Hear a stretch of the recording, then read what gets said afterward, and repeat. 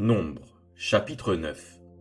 L'Éternel parla à Moïse dans le désert du Sinaï, le premier mois de la seconde année après leur sortie du pays d'Égypte. Il dit: Que les enfants d'Israël célèbrent la Pâque au temps fixé. Vous la célébrerez au temps fixé, le 14e jour de ce mois, entre les deux soirs. Vous la célébrerez selon toutes les lois et toutes les ordonnances qui s'y rapportent. Moïse parla aux enfants d'Israël, afin qu'ils célèbrent la Pâque. Et ils célébrèrent la Pâque le 14e jour du premier mois, entre les deux soirs, dans le désert du Sinaï.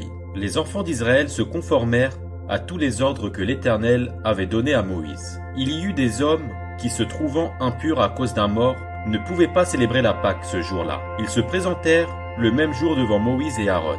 Et ces hommes dirent à Moïse: Nous sommes impurs à cause d'un mort. Pourquoi serions-nous privés de présenter au temps fixé l'offrande de l'Éternel au milieu des enfants d'Israël?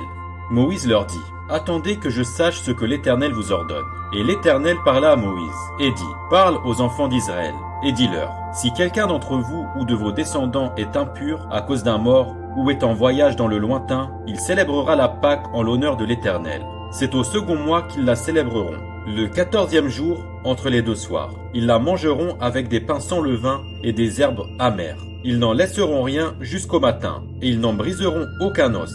Ils la célébreront selon toutes les ordonnances de la Pâque. Si celui qui est pur et qui n'est pas en voyage s'abstient de célébrer la Pâque, celui-là sera retranché de son peuple, parce qu'il n'a pas présenté l'offrande de l'Éternel au temps fixé. Cet homme-là portera la peine de son péché. Si un étranger en séjour chez vous célèbre la Pâque de l'Éternel, il se conformera aux lois et aux ordonnances de la Pâque. Il y aura une même loi parmi vous pour l'étranger comme pour l'indigène. Le jour où le tabernacle fut dressé, la nuée couvrit le tabernacle, la tente d'assignation, et depuis le soir jusqu'au matin, elle eut sur le tabernacle l'apparence d'un feu. Il en fut continuellement ainsi.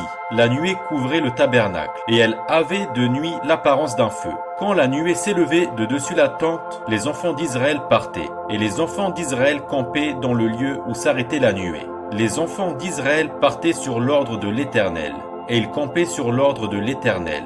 Ils campaient aussi longtemps que la nuée restait sur le tabernacle. Quand la nuée restait longtemps sur le tabernacle, les enfants d'Israël obéissaient au commandement de l'Éternel et ne partaient point. Quand la nuée restait peu de jours sur le tabernacle, ils campaient sur l'ordre de l'Éternel et ils partaient sur l'ordre de l'Éternel.